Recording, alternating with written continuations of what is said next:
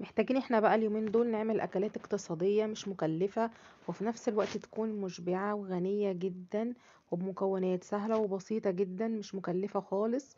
زي ما انتم ما شايفين كده، تعالوا مع بعض. معانا هنا بصلتين كبار، هنبدأ نشوح فيهم. اكلتنا النهاردة اقتصادية 100%، من غير لحوم ولا فراخ، ملح وفلفل، وهنشوح في البصلة.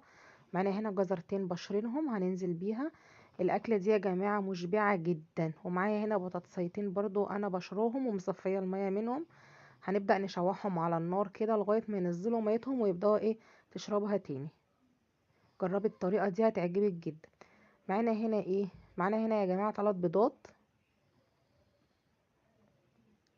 الاكله دي النهارده يا جماعه غنيه بكل الفيتامينات واللي انت محتاجاها، كلها كالسيوم وحديد. بص فيها كل انواع الخضار، سهله جدا. ومعانا هنا كوبايه من اللبن، وهننزل بنص كوبايه من الدقيق، بيكنج باودر وفانيلي بتاع ده، وفلفل وملح وبهارات وبابريكا. وهننزل بنص معلقه من البيكنج باودر، وهنقلب الخليط مع بعض. خلاص، هننزل بالخليط ده على الخضار بتاعنا اللي احنا شوحناه مع بعض على البوتاجاز.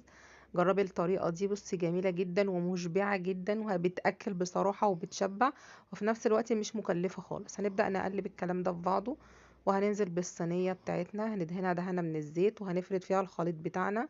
هندخلها الفرن 5 دقايق وهنطلعها كده تاني. هنحط على الوش شرايح من الطماطم، هنحط على الوش برضو شويه فلفل. خلاص، زي ما انت ما شايفة كده. واي نوع جبنة بقى عندك، عايزة بقى تحطيها كده خلاص مش مشكلة، دي حاجات اختياري ليكي.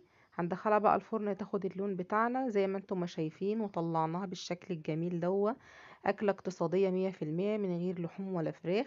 هتشوفيها تفتكري ان هي بيتزا، لا خالص، سهلة وبسيطة ومش هتكلفك خالص. وجربيها جميلة جدا. ياريت لو عجبك الفيديو ما تنسيش تحط لايك، ولو انت جديدة معايا يا قمر ياريت تشتركي معايا في القناة.